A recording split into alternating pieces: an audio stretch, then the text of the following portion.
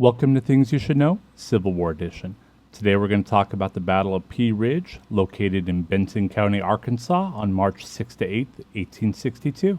In late December, Union Brigadier General Samuel R. Curtis took over the Army of the Southwest. His orders were to push General Sterling Price out of Missouri, and on February 11th, Curtis did push Price back towards Arkansas. Price there joined up with the Confederate reinforcements led by Brigadier General Benjamin McCulloch. The combined Confederate forces settled at Pea Ridge and attempted to form a defensive settlement to protect against the invading Union forces. Price and McCulloch were joined in early March by Major General Earl Van Dorn, the commander of all Confederate troops west of the Mississippi. Dorn combined all the Confederate forces and renamed them the Army of the West and began the invasion to retake Missouri on March 4th. Union Commander Curtis heard of the approaching Confederate forces and set up his 10,200 troops where the main road called Telegraph Road crossed Little Sugar Creek. This was approximately 3 miles south of Pea Ridge and nearby Elkhorn Tavern. The Union troops settled in and reinforced their position.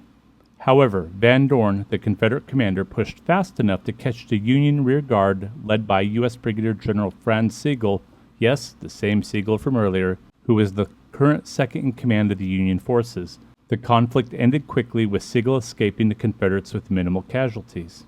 Van Dorn then broke up the Confederate forces into two divisions. McCulloch and Price each took one as their command. The Confederates arrived at the Union position that evening, and Van Dorn ordered his men to surround the Union encampment. Each division took a flank and moved around the encampment on opposite sides. The unexpected result of this is that Pea Ridge became a conglomeration of two separate battles instead of a single battle that the Confederates had clear superiority in numbers.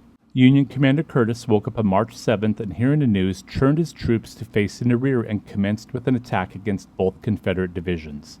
He intercepted McCulloch a mile north of the hamlet of Leetown with the 1st and 3rd Divisions commanded by Peter J. Osterhaus and Jefferson C. Davis. Price's division was blocked by Colonel Eugene A. Carr's 4th Division. Curtis kept his remaining troops in reserve.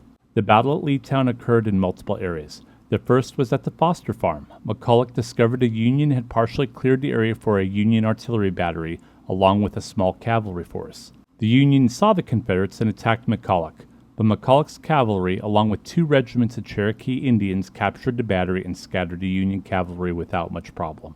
The second area was in Overson and Mayfield farms, more specifically in their cornfield. The Union troops had formed a line of infantry and artillery. When McCulloch approached the Union forces, a volley of infantry fire hit McCulloch, killing him instantly. Confederate Brigadier General James McIntosh took command of the Confederates to attack the Union infantry. During his charge into the woods, he ended up dying in another volley as well.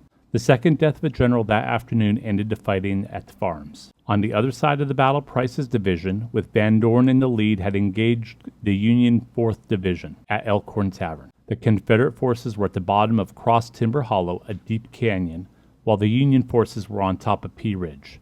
Van Dorn ordered hours of artillery on the Union position before driving his men up the steep hill. He was able to push back both flanks of Carr's forces and gain a foothold at the top. That night, Union Commander Curtis moved his remaining 9,000 troops onto Telegraph Road and towards Elkhorn Tavern.